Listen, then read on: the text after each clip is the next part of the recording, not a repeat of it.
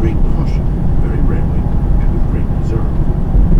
Classing Jefferson with George Washington and Benjamin Franklin, both of whom were also reluctant to speak in lengthy public, Adams said, "A public speaker who inserts himself, or is urged by others in the conduct of affairs, by daily exertions to justify his measures and answer the objections of opponents, makes himself too familiar with the public, and unavoidably makes himself enemies. To write public papers, or to negotiate quietly, away from the floor of an assembly, or even away from the largest committee, enabled a politician to exert his will with less risk of creating animosity. Few persons can bear to be outdone in reasoning, or declamation, or wit, or sarcasm, or repartee, or satire. And all these things are very apt to grow out of public debate," said Adams. "In this way, in the course of years, a nation becomes full of a man's enemies, or at least of such as have been galled in some controversy, and take a secret pleasure in assisting to humble and mortify him." Jefferson was reflective, yet practical, confident, yet realistic in the middle of the maelstrom of 1775. The continuance and the extent of this conflict we consider as among the secrets of Providence, but we also reflect on the propriety of being prepared for the worst events, and, so far as human foresight can provide, to be guarded against probable evils at least, he said.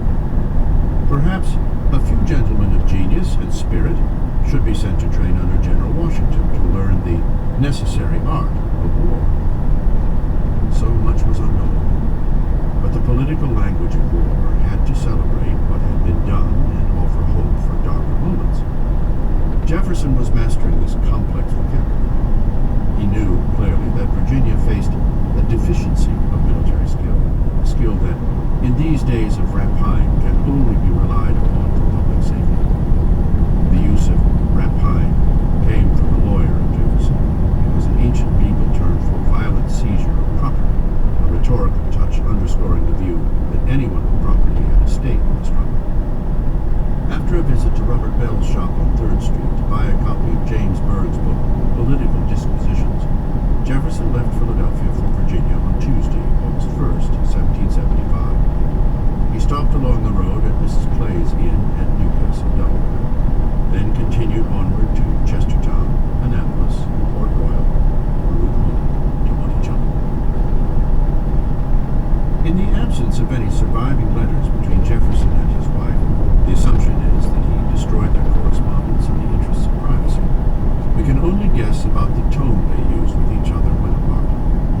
Given Jefferson's letters to his family and friends throughout his life, though, it is likely that he wrote to Patty in rather the way his contemporary Theodoric Bland, Jr. wrote his own life. Bland was a Virginian, a physician, a politician, and a revolutionary. Writing his wife, also named Martha, from the front in New Jersey in 1777, Bland said, "For God's sake, my dear, when you are writing, write of nothing but yourself, or at least exhaust that dear, ever dear subject before you make a transition to another.